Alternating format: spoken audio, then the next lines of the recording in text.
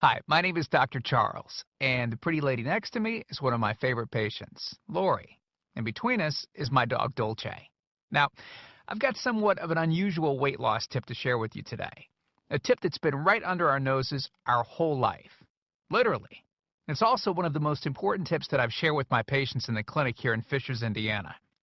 It's a very simple tip that could help you quickly lose 1 to 2 inches from your belly in under a week. Now, I need you to listen very closely. This video contains one of my biggest fat-burning secrets. And I don't know how long this video will be up, so please be sure to watch it from beginning to end while it's still here.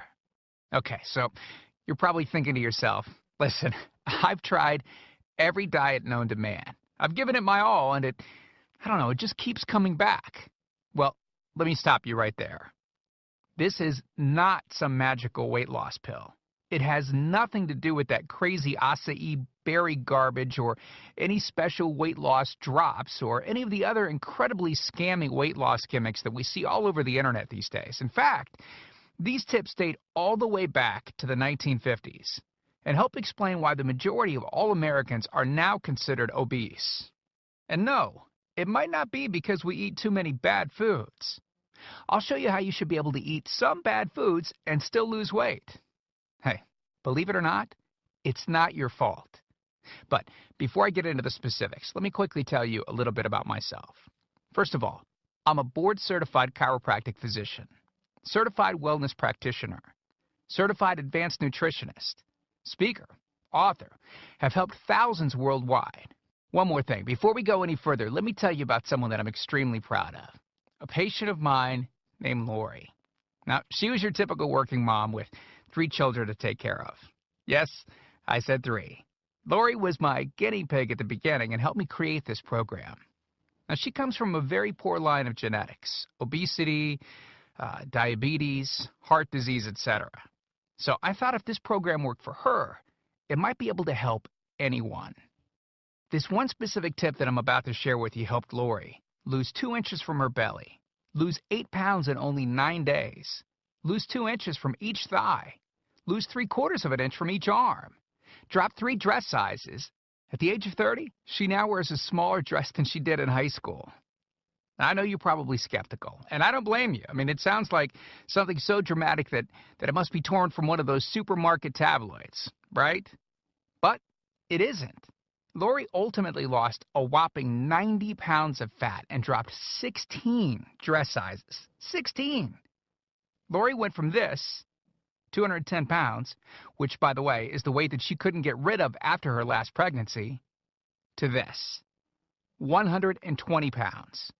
And she achieved all of this without counting calories, without starving herself, without killing herself at the gym, all while still eating all the foods that she likes, like raspberry cheesecake ice cream, which she absolutely refused to give up.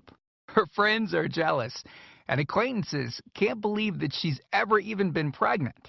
Listen, when it comes to weight loss, unfortunately, women get the short end of the stick. It's definitely harder for women to lose weight. In fact, women have been hardwired to not lose weight. And no matter how cheesy what I'm about to tell you sounds, it all makes perfect sense if we stop and think about it. Let me explain.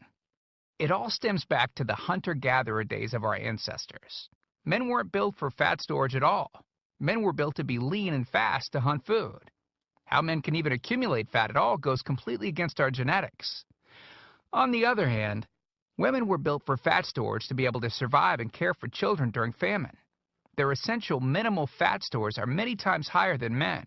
Women were built to accumulate as much fat as possible and to not lose those accumulations for childbirth, milk production, and child rearing.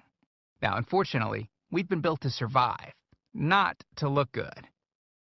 Women have a couple of major fat-storing roadblocks that hold them back. First of all, women's fat cells are bigger and have more fat-storing enzymes in them. Men's fat cells have more fat-burning enzymes and are much smaller. Women honestly do have a lot more working against them, which is why the steps I'll be outlining in this presentation work so well. Second, estrogen multiplies fat-storing enzymes, making them gain weight around their butt and thighs like it's an Olympic event.